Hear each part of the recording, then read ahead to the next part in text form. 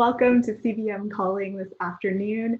My name is Julia Bowering, and I'm the team lead of international programs here at CBM. And I'm thrilled today to be in conversation with Luke Wilson, who is the CEO of A Rocha Canada today.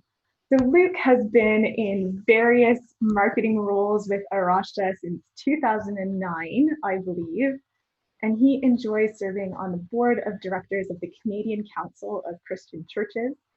And in his spare time, he likes hiking, beekeeping, and riding his e-scooter to the office. Luke and his wife, Lindsay, have three lovely children. They've got Olivia, who's 6, Ezekiel, who's 4, and Abigail, who is 1. And they call East Hamilton, Ontario, their home. Luke, welcome to CBM Calling. It's so good to have you with us today. Thanks so much, Julia. It's great to be with you all. Well, another fun fact for all of you today is that Luke's sister Jenna is married to my brother Michael. So we often get to sit around, well, at least in pre-COVID days, around the same family table, which has been fun. But now it's fun to welcome you to this family table, the CBM family table, and chat a little bit more about A Rocha and what you guys do. So before we begin, Luke, we'd love to hear, how are you and Lindsay and your kids doing in these crazy COVID days? Is there anything particular that's just keeping you sane and healthy in these strange times? Well, thanks for asking, Julia. Like so many, we've kind of gone through the roller coaster of shock, fatigue, new rhythms, some exciting, family stuff. And I think it's been quite the journey. And you asked that question about what's keeping us sane. For me, at least, when I finish my workday, I like to go for a walk around our neighborhood. And from March until about July, I did that every single day with my kids. Wow. And it was just the best to be able to connect with people in the neighborhood, to see the neighborhood in a new way, and just spend time in my community. So that kept me sane, being outdoors and being local. And being local. I did the same thing, Luke. And one of the things I really loved was watching the seasons change in my neighbors' gardens. So I live in an apartment right now. I don't have my own garden, but it was so fun to just watch the different things grow. And when you do it every day, you really see it in a new light, which is fun. So that's so funny. And I bet especially the kids, that would be great, pointing out all the details. It was awesome. We tried our best to social distance with other kids, but when they come across their friends, it's hard. Oh, I can imagine. It was so neat that you guys got outside together every day. I love that. So Luke, many of our viewers will be familiar with A Rocha and what you guys are up to in Canada, but some of our viewers might be hearing about you for the first time. So I was wondering if you can tell us, first of all, a little bit about the name A Rocha. Where does it come from and what does it mean?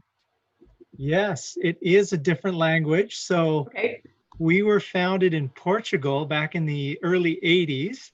And so the Portuguese name means the rock. And we maintain this name because it signifies our geographic founding, but also our Christian identity. I love it. And how did A Rocha begin? Yeah. So our founders, Peter and Miranda Harris, they were from the UK, ministers in the UK, and their love for birding took them to Portugal. And their love for pastoring people came together when they birded. And so they started this field study station tracking migratory birds with binoculars. And, making sure that these birds had homes and habitat and were making their journey as they should.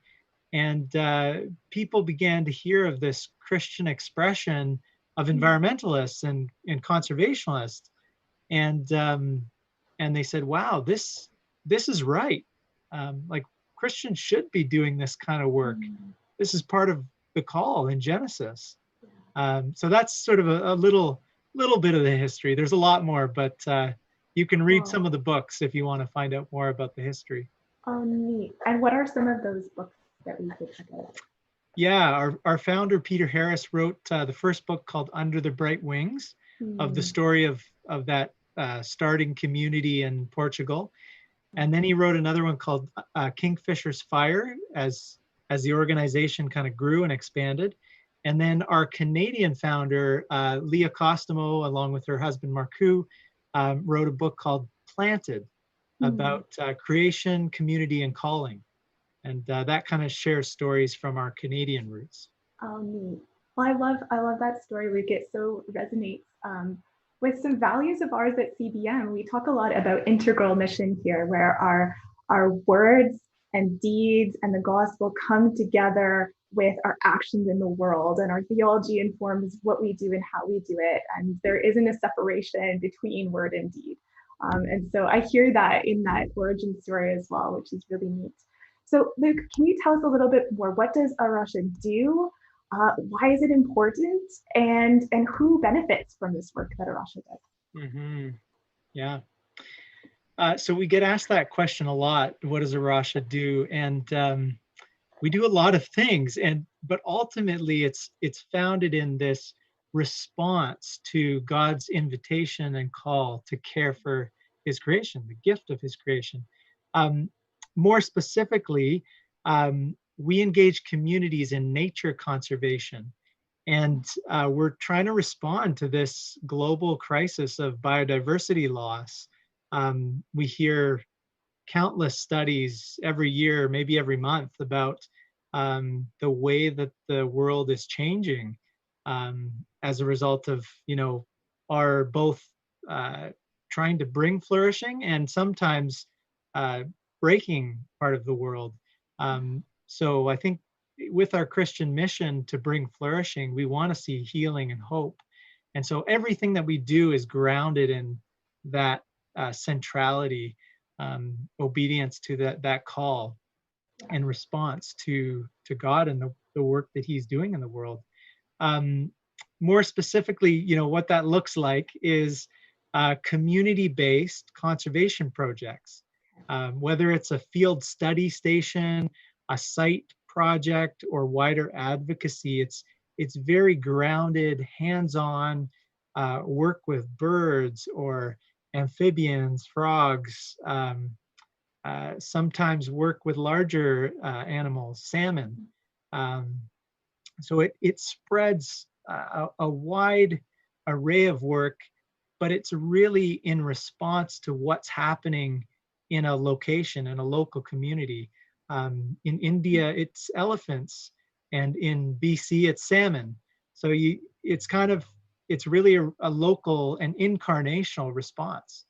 Um, and then, even more specifically, um, we're trying to carry out ecological monitoring and research to value wildlife and ecosystems and species, um, and then trying to do practical restoration work for habitats for plants and animals. Um, then the education and learning inspiration side Yeah. is really, helping people see the wonder of God's creation. Part of our theory of change suggests that when people build relationship and love and get to know a place, they care about it, and Makes they sense. want to see it flourish. Yeah. So that's part of our Mm. environmental education. And then finally, we have a role, along with, I think, organizations like CBM and many others, in helping people understand the relevance of the Christian faith to environmental issues. Yeah. Huge connections there. And like I said before, I think we have an opportunity as Christians to be at the forefront, sharing a hopeful story in the midst of lots of despair and lament. So that's kind of what we do. You asked about who benefits. Yeah. Um, if this vision of flourishing and healing and hope is to be realized, I think everybody benefits. Mm. Um, whether it's creatures big or small, so they can have homes in an ecosystem that we depend on as humans. Yeah. We depend on all those ecosystem functions to be working for us to breathe. for us to have clean water, for us to eat good food. You know, if you're like me and you've seen some of those documentaries on Netflix about the amazing interconnectedness of our world, and you know how stuff that's happening in Africa translates all the way to the Amazon rainforest and is part of our oxygen system. The plankton is part of that as well. So, you know, there's a magnitude and wonder to all this, and yet there's a local scale. And we hope that as we address the local scale, we start to see benefit globally as well. I love that, Luke. Can you tell us a little bit more about what A Rocha looks like globally and how yeah how you're in relationship and what that looks like? Yeah. So interesting timing on this question, Julia. A couple weeks ago, we signed a new covenant as a global family of organizations. Um, and really the inspiration for that covenant is for the flourishing of every living creature, similar to the covenant God made in Genesis 9 with Noah. You know, we are trying to covenant as a global family of organizations. There's about 23 to 25 um, for the sake of God's creation. And we've been a grassroots movement that intentionally operated fairly independently, but with a governing body at sort of holding everything together. And now we're saying, you know what, the issues at hand right now require us to work together across country lines and oceans, and so this is an exciting time for Russia. We're about to welcome a new executive director internationally. He's an award-winning conservationist, helped to start the IUCN Red List. I know that's kind of jargon for most people, but essentially it's an international list of endangered species. And so it's exciting to see the possibilities for this work. I'll give you a couple vignettes about the work around the world.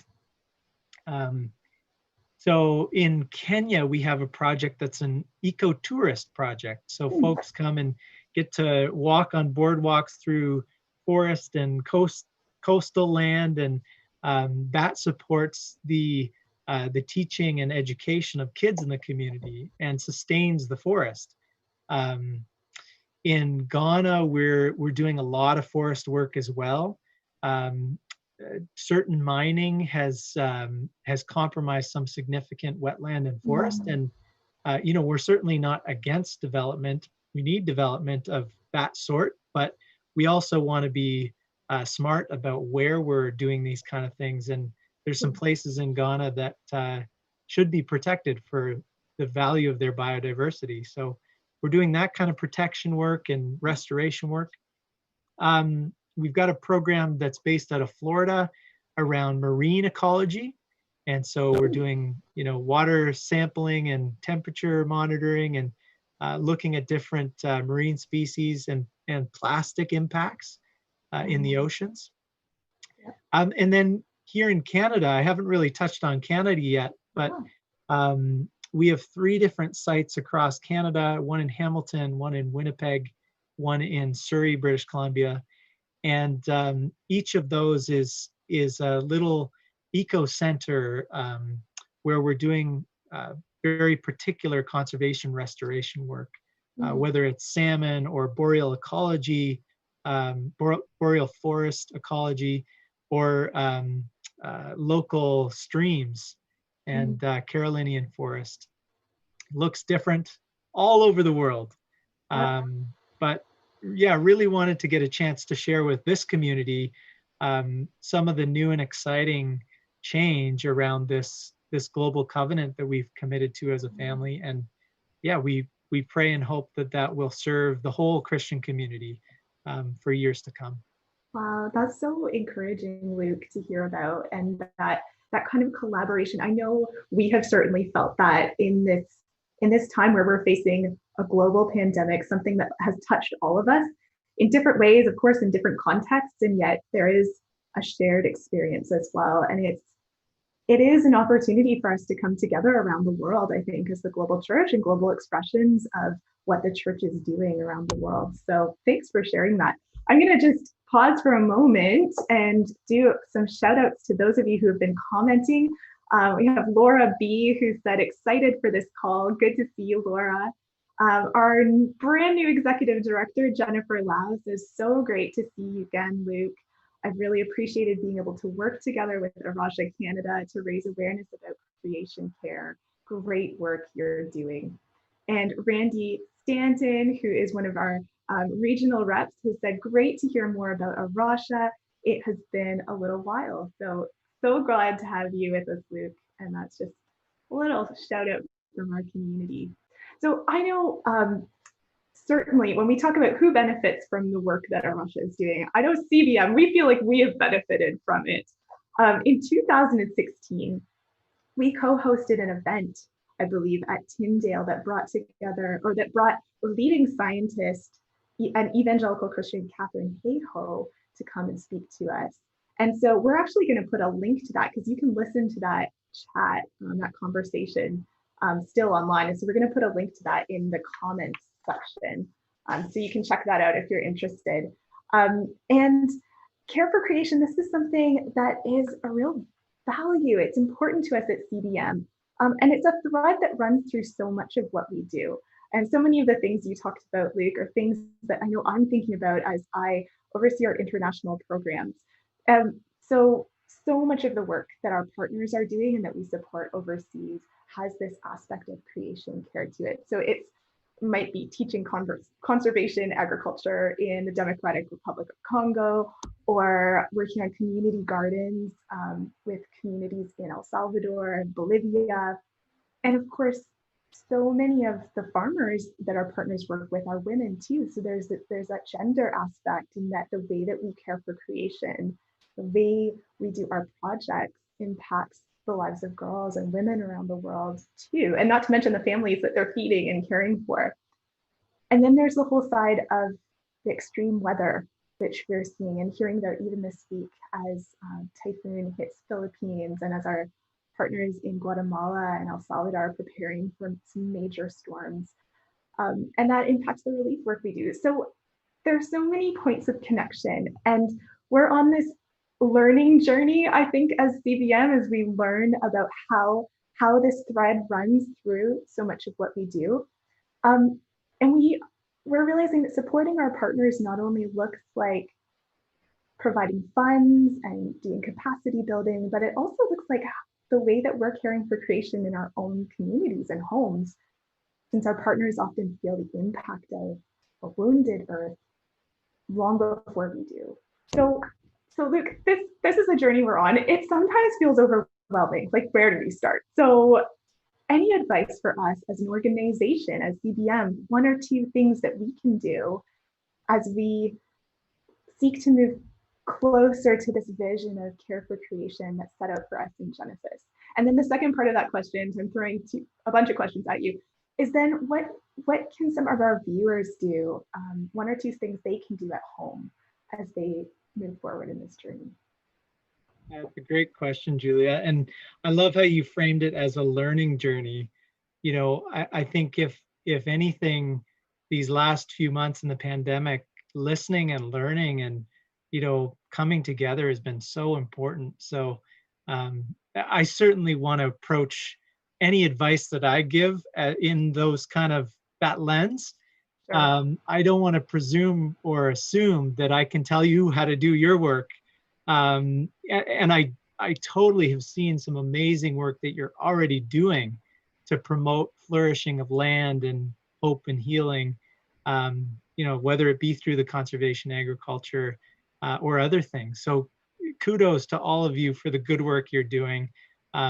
It's a collective work for the good of creation. So we love partnerships and cooperation, and that's what this is about. So with all that said, you know, I tried to come up with a few things that I thought might be relevant to CBM and the partners and networks you're connected to. If this is just, you know, irrelevant, mute your speaker if you like, but hopefully this is helpful. So I thought one of the first things as I think about community development work and international work, um, is there a way to ensure that assessments of community health and flourishing include biodiversity measurements, the quality of the water. What about plant diversity in that area? Are you paying attention to birds and different species that are making their homes where you are and the changes over the years that you're seeing there? What about drought and temperature? I'm sure drought especially is a relevant one with agriculture, but I think the main point there is that's a step you can take right away to say, can we measure some of the biodiversity things that are happening in the communities where we are? And I think you'd be surprised that you don't have to be a scientist to start tracking these kind of things, and you begin to learn the names of the creatures around you and see the patterns, and that's a really, really critical part of stewarding creation. So that's number one. I think the second part is it can be really overwhelming to track the global changes, and that's often the way that information is portrayed to us. So one of the things that we do to help resist the overwhelming nature of this issue is to start learning the names of plants and animals in your community. I love that. It again, back to that building relationship and restoring right relationship. When we understand names, we start to love that thing and care for that thing, whether it's a person or a different creature. That fosters love and care and good relationship, right relationship. And you can't help but advocate when you know the name of something, right? Hold on, that's my red oak over there. What are you doing? And I know that there are systemic issues at play here, but what if we did know our places better? I think it would lead to a different kind of love that we're expressing. And then the final thing, I think this often surprises folks who aren't necessarily in full-time ministry work in this way. But we talk a lot about Sabbath keeping and contemplation. And it may seem like a stretch at first, but when you go back to what Sabbath keeping is about, part of it's about rest for creation and acknowledging we're not in control. God's the center of this story. And again, what if we attuned ourselves to that practice so that we could pay attention to relationships and the health of those relationships? At least in my North American culture, it's 24/7. And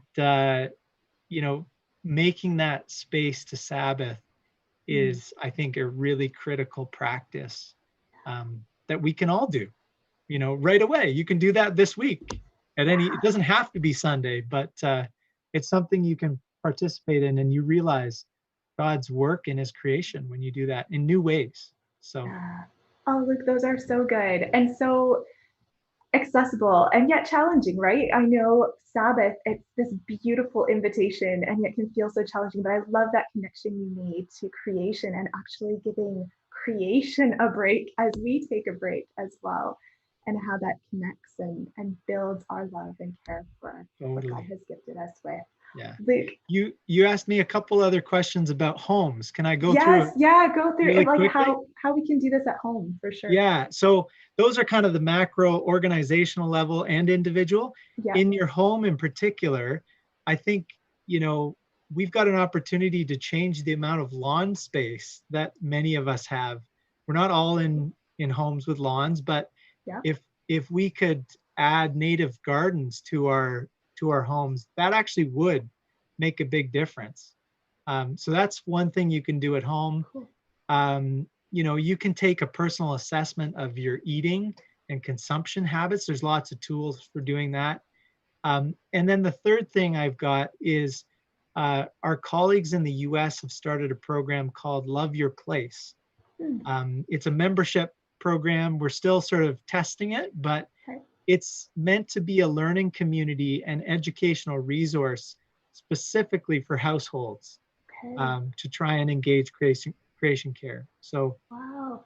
look out for that. I can share that with the CBM team. Yeah. Um, but yeah, those would be Like, kind of the more particular household ones. I Sorry to love interrupt you that. there, Julia. No, Luke, that's so good. I was just going to ask, and this follows up nicely. Where can people go to get more information about this and these Yeah, kind of resources that are available? yeah. Well, you can obviously visit any of the A Rocha websites. The A Rocha USA website will have a link to Love Your Place. Love your place. I mean, there's tons of books. I think Yeah. one of the early books to start with is either Planet Wise by David Bookless, who's one of Okay. our theologians, um, or even Planted, our story in Canada. Sure. And then if you want to stay closer, more closely connected, do sign up for our email list. And one of the things that we've adapted in this pandemic is we're doing Zoom calls with a panel of people to talk about different environmental issues, and we do that Okay. on a monthly basis.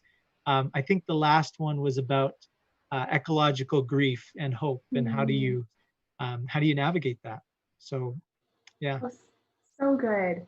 Well, like, thank you so much for sharing those ideas and just that wealth of resources that we can go to as we all embark on this learning journey together this year. I just want to thank you so much for being with us at CBM. I know that we so appreciate our partnership with A Rocha and look forward to seeing what God continues to do through you and your team, both in Canada and around the world. So thanks so much, Luke. And thank you to mm, all of you thank for you. tuning in and watching this afternoon. Please tune in next week on Tuesday, where our Executive Director, Jennifer Lau, is going to be speaking with Barbara Putnam, who is the Director, Chaplain, and Strategic Support for the Canadian Armed Forces. So that should be a really interesting conversation. So do tune in again. Thanks again, Luke. And thanks to all of you for watching. Take care. Thanks so much, Julia.